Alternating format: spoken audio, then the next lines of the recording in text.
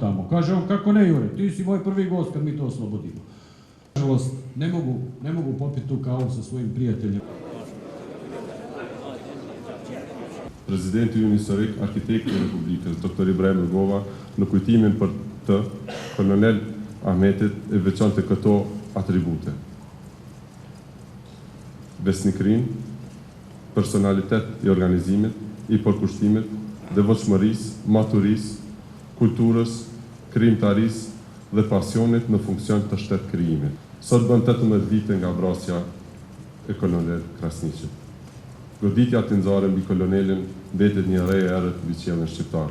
Ahmet Krasniqi ishte ushtarak me profesion, oficer, i cili, siç dëgjua më herët, 69-ën filloi akademinë ushtarake dhe përfundoi 73-ën drejtimin e Këmbësërisë.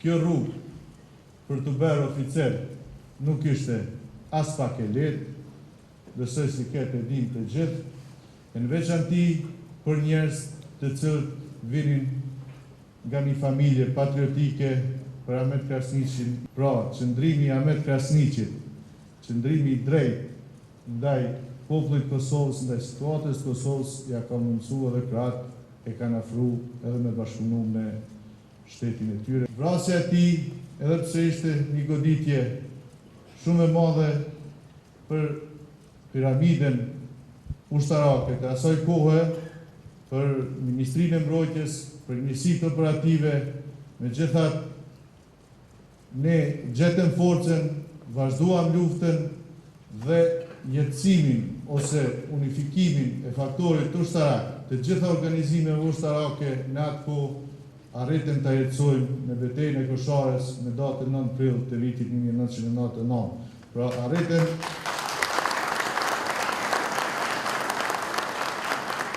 Pra arritëm që ta jetësojmë porosin, që ta jetësojmë amanetin e ministrit Krasniqit.